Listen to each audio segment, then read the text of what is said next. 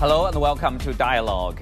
As the United States and Iran prepare for talks in Türkiye, tensions are once again rising. Tehran is issuing stark warnings about regional consequences in the event of a U.S. attack, while Washington is ramping up military pressure, signaling an increasingly imminent threat. Why is the U.S. targeting Iran again at this moment? What can we realistically expect from the upcoming talks in Ankara? And how close is the region to another major conflict? And what would that mean for the Middle East and the wider world? Join us for our discussion today, live from Beijing. I'm Xu Qinduo.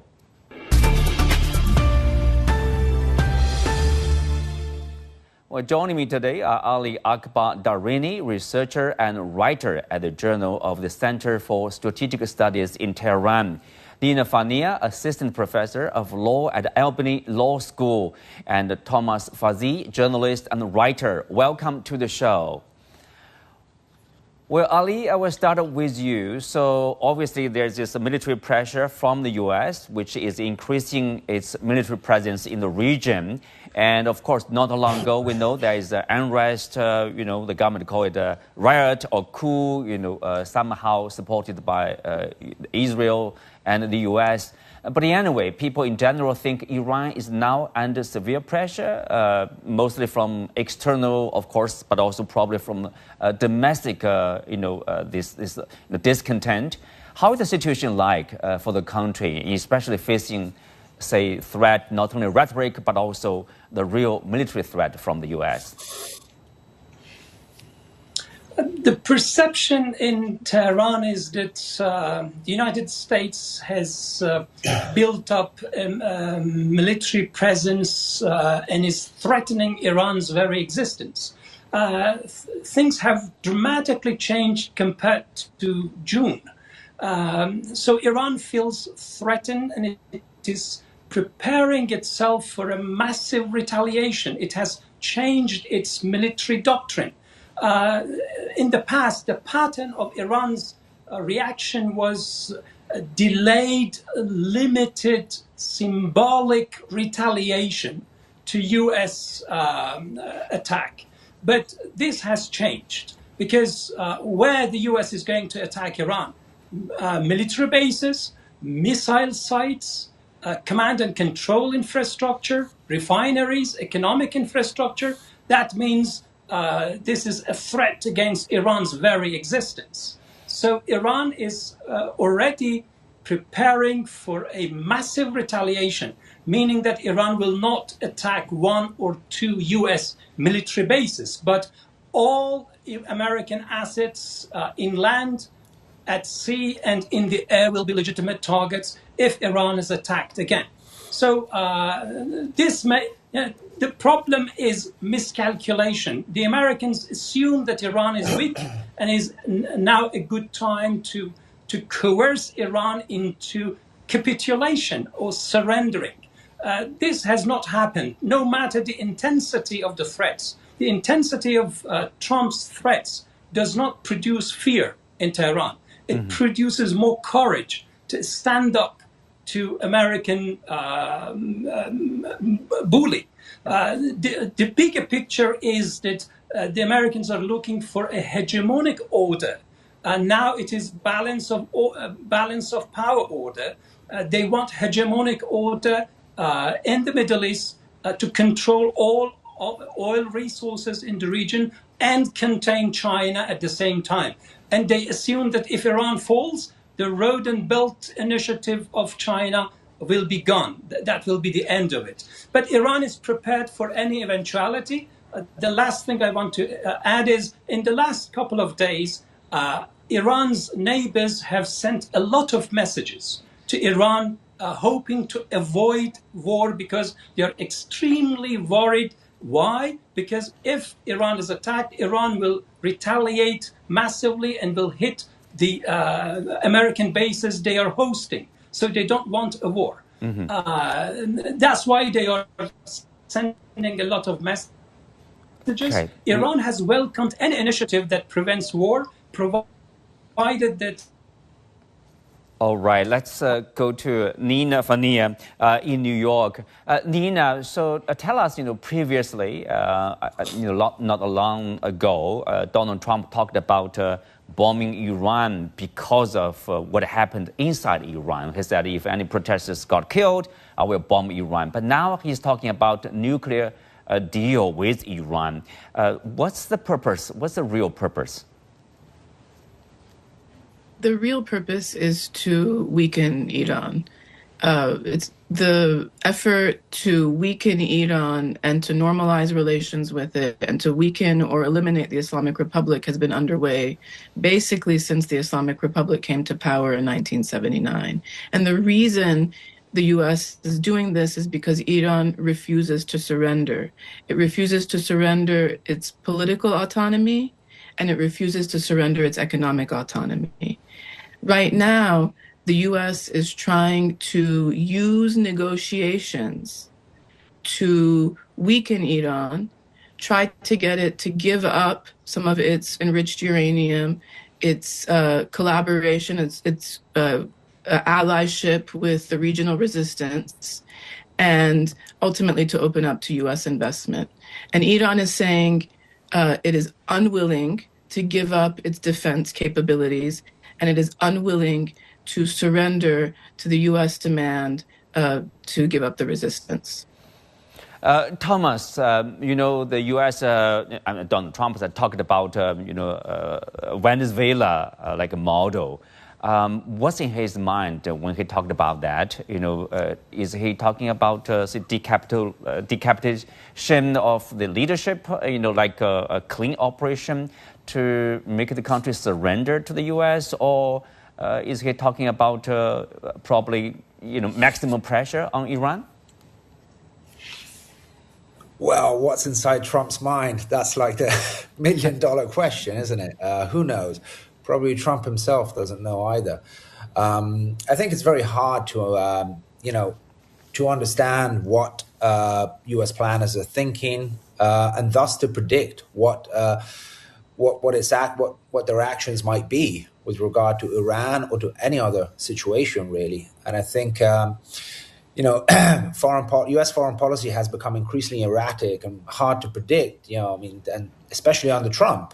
This is not just because Trump is probably mentally unstable to a certain degree, like I would say most representatives of the Western establishment at the moment, but I think because on a more structural, fundamental level, it's really hard to understand who's calling the shots in the U.S. We know it's not the president, or not just the president, because for 4 years we had Biden, a president who showed clear signs of dementia, so he clearly wasn't calling the shots. And so the question is, you have so many layers of power in America beyond the official ones, and so you've got, besides the White House and Congress, you've got many actors. You've got the military-industrial complex, which is of course incredibly influential and plays a huge role in driving kind of the policy of permanent war in America. And then you've got the intelligence services, the apparatuses of the sort of permanent state. And then you've got the big economic actors, the big banks. And of course, today you have the big tech oligarchs who are also very invested in the application of cutting-edge technology, primarily AI, to military ventures, people like Peter Thiel and others from Palantir. And these hold huge sway over Trump. And then, of course, you've got several lobbies, but first and foremost, especially since we're talking of Iran, the Israel lobby, which we know holds huge sway over the entire U.S. Political system. And so you've got all these factions vying for influence, which makes it very hard to make predictions, really. Mm-hmm. And this is a problem because conflict management requires some degree of predictability, which you have when it comes to China and Russia, but you don't have it when it comes to the US.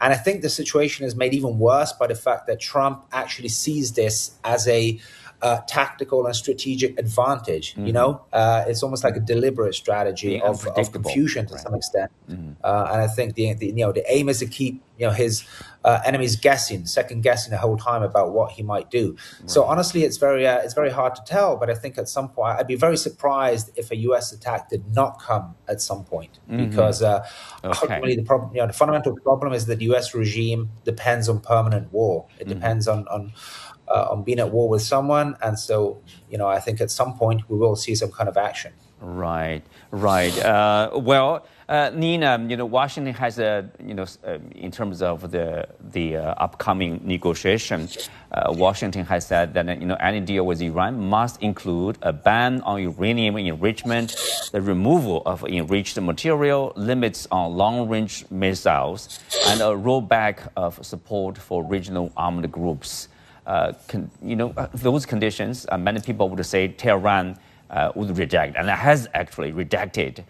So how likely, the situation will be de-escalated through negotiation? Well, it's important to remember two things. I'm a legal historian. It's important to remember two things.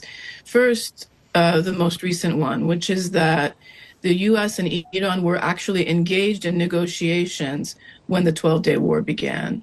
And we know for a fact that when Israel launched the 12-day war against Iran, it did it with U.S. support, U.S. weaponry, U.S. backing, right? So that was a U.S.-Israeli war on Iran. So there's no indication that negotiations will actually de-escalate. In fact, they may be an effort to confuse the political terrain. The second important factor, perhaps even more important, is that Libya disarmed prior to being invaded and destroyed by the United States.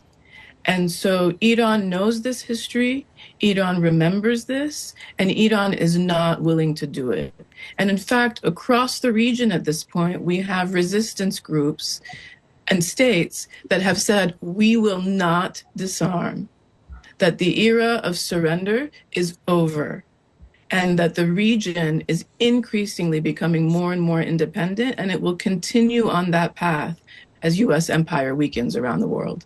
Well, Ali, as Nina mentioned, I think people still remember last time around, during this 12 days war, it started, when the U.S. started to bomb Iran. Well, both sides are prepared for a new round of talks, negotiation, basically. So do you think the Iranian government is prepared for anything? All of a sudden, there's a bombing from the U.S.? Ali, are you still with us? Well, yeah, I'll get back to Nina. So you think Iran now, again, negotiating or start to negotiate with the U.S. I mean, they have learned a lesson. They will be prepared, for a starting attack, maybe. Yeah, Iran is, I think, prepared for all eventualities now. They have said that they are willing to target all U.S. assets in the region. They are prepared. As of a few days ago, I think maybe yesterday, they said they're even willing to target U.S. economic and financial assets in the UAE and specifically Dubai. And of course, Israel, as the U.S.'s most important proxy in the region and perhaps the world, is always going to be on the table. So Iran is prepared for all eventualities. And frankly, it has been preparing for this for nearly half a century, right? The weapons production, the missile production, all of that did not begin yesterday. It began decades ago, which means that Iran has known since the early days of the Iran-Iraq war that the U.S. is going to continue to come after it. And Iran is prepared. Thomas, Iran is prepared. You think if the U.S. stop airstriking Iran, that would be a surprise. Most people probably are with you because if you look at the U.S. Deployment of its troops, of its aircraft carrier, for example, they are prepared for something big, something to strike Iran. But look, if it's go this way, and what will be the outcome? What's the purpose? To destroy the leadership, to destroy the country, and then what? Right. So I think it's important to realize that the U.S. military power is at the same time incredibly powerful, but also fundamentally weak.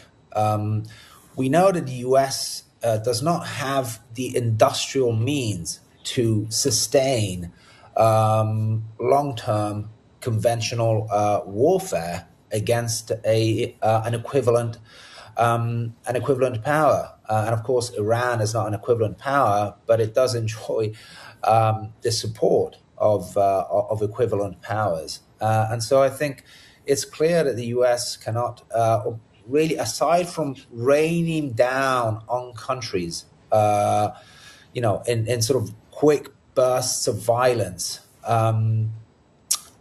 there's not. I don't see the U.S. as having the capability to sustain sort of a long-term engagement, let alone a wider regional war. We saw during the last year's 12-day war that the U.S. THAAD interception systems, a quarter of the U.S. THAAD interception systems were essentially put out of use within a few days. That tells you a lot about America's capability to sustain a long-term war with Iran. So I think, yes, ideally what they would want is some kind of Venezuela-style but is that possible with Iran? I find that I think that's very unlikely. I think Iran is is a completely different country compared to Venezuela. It's much bigger country. It's a country with a much bigger population. It's and the government enjoys strong support, which is another major factor that mitigates against U.S. plans. But it's but I think that's kind of what they're hoping for, and I think it's important to understand that they view yes, it's about clearly controlling the oil supplies, not necessarily to procure them for themselves, for U.S. consumption. It's about denying them to others. And so it's important, I think, to view the U.S. attack on Venezuela just as the U.S. threats on Iran as essentially targeted at China and the BRICS group, the BRICS bloc more in general. I think this is what it's really about. The U.S. knows that it doesn't have the means to directly engage militarily with countries like China and Russia. So what it is choosing to do is target the weak links in the adversary's system, Venezuela, and now Iran. So that's the plan, essentially. The way I view it is to target the weak links in the BRICS system, ultimately with the aim of slowing down, weakening China's rise and the transition to a multipolar order more in general. Yeah, the rise of the global south or the use of non-U.S. dollars. Nina, with that in mind, can we say the U.S. is a bit, let's say, without sincerity in terms of negotiating, discussing with the Iranian side? And also, remember the background, I think, for our viewers. In 2015, there's this JCPOA, several countries reached a deal about the Iranian nuclear issue. But it's the U.S., it's Donald Trump withdrew from JCPOA. And now, he imposed, basically the sanctions on Iran again. And now he's talking with Iran about the nuclear deal again. So, it's a bit confusing to say the least. And then I think I could question the sincerity of the U.S. Is he seriously want to solve the nuclear issue? Of course, beyond that, he talked about long-range missiles. Probably he's having this so-called threat to Israel in his mind. Yes, definitely. Iran has already said that they are not in pursuit of nuclear weaponry. That is very clear. In fact, Foreign Minister Araghchi said it again on CNN a few days ago. But for us, this is basically a done deal. So Iran is looking for sanctions relief since it is not in pursuit of nuclear weapons. That is it. For the U.S., they want a weakened and disarmed Iran. They want the regional resistance, which has held strong during the genocide of the Palestinians for years now. It has held strong. They want that regional resistance completely eliminated. They want Iran to stop supplying the regional resistance and to stop supporting the regional resistance in Lebanon, in Palestine, in Yemen, in Iraq, etc. So it's the negotiations. Diplomacy is always good, right? Diplomacy is always good, and the Iranian government has an obligation to its people to get the sanctions lifted. So it is good to go to the table, and every nation throughout the world should always go to the table at the same time that it maintains its strength. And Iran is maintaining its strength because ultimately these two positions, I think it's quite clear, and the Iranians know this, these two positions are not reconcilable. Iran doesn't have nuclear weapons. It doesn't want nuclear weapons, but it's going to keep its long-range missiles, and it's going to maintain its relations with its regional allies. The U.S. does not want that. So hopefully something good will come out of the negotiations. I think it's unlikely, and I think Iran is now war ready, right? It's on the path to war, and if that occurs, Iran is ready. And as the previous commenter said, I don't think the U.S. is as prepared as Iran, and I think the U.S. knows that. Why do you say that, Nina? Why do you think U.S. is not prepared? Is that domestically, for example, do you think the U.S. Public is with the administration, to have another war against Iran? The U.S. public, by and large, is incredibly war weary. It is tired of American wars. And in fact, as the wars turn inward, as what we're seeing now in Minneapolis and other cities around the country, the U.S. public is just tired in general. And they are not supportive of a war with Iran. They certainly don't want to send their young people back into the region after getting their young people out of the region. And the reality is that as a result of the tariffs, the American tariffs, as a result of the fluctuations in the dollar, the American public is not only tired of wars, it's actually struggling economically. And it feels by and large that these wars are a drain on American resources. The Ukraine war is a perfect example. The U.S. support of Israel is another example. These wars have drained American wealth and American resources, and it's the American public, the people, that are bearing the cost. Yes. Ali, welcome back. Some people say why the U.S. is targeting Iran now, because they perceived a vulnerability because of the unrest. Now the unrest is gone. Do you think the people, if you look at the domestic unrest, it's mostly economic reasons, drought, devaluation of the currency, inflation, etc. Do you think the people are with the government in Iran, in terms of foreign invasion?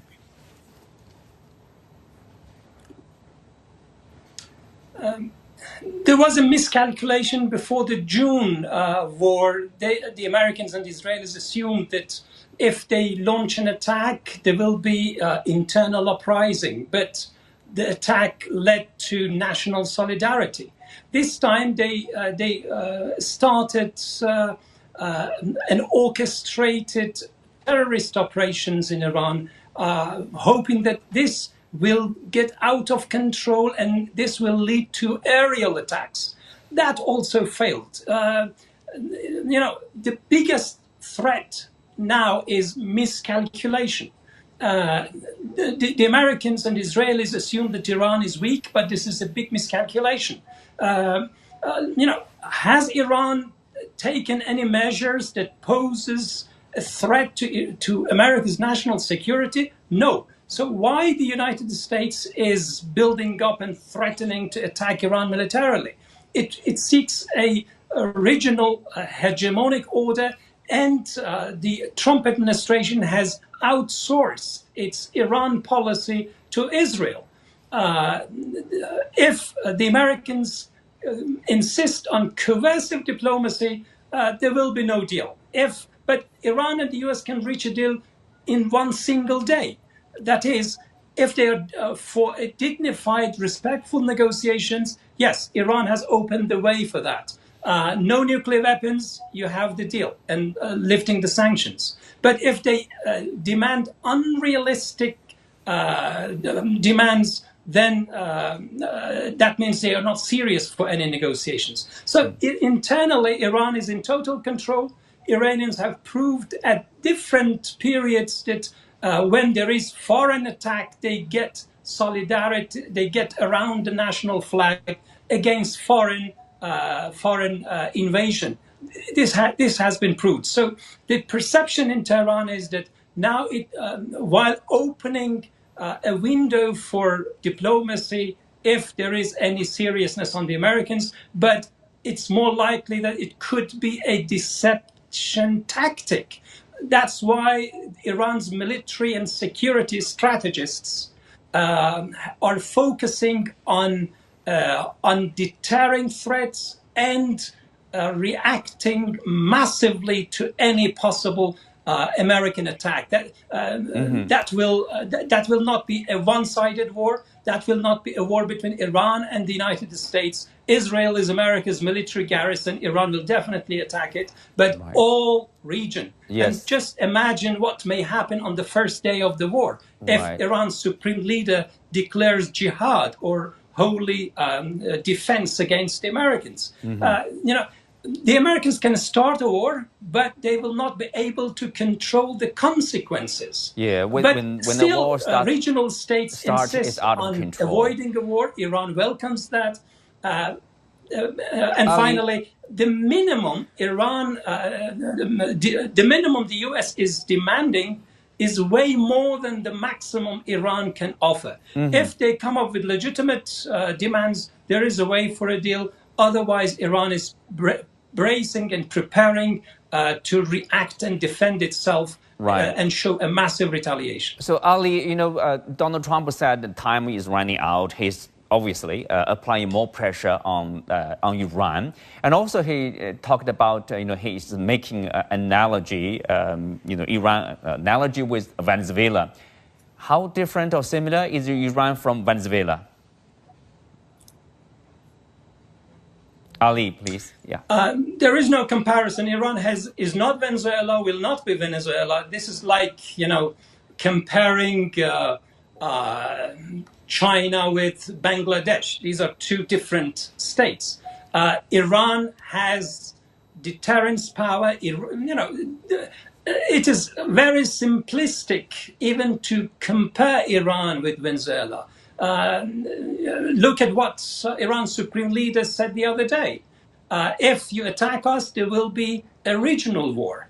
And it will be a war with unpredictable consequences you cannot control. And look at how Venezuela reacted to American attacks. Iran's top military commander made it very clear that Iran's military doctrine is now being on the offensive and forward defense, not passive, not wait. We have to stop there, Ali. Thank you for joining no us. Comparison between Iran and Venezuela. On that note, we are coming to the end for today's show. Many thanks again to our guests. You can also find us on the CGTN app on YouTube. I'm Xu Qinduo. Thanks for being with us. See you next time.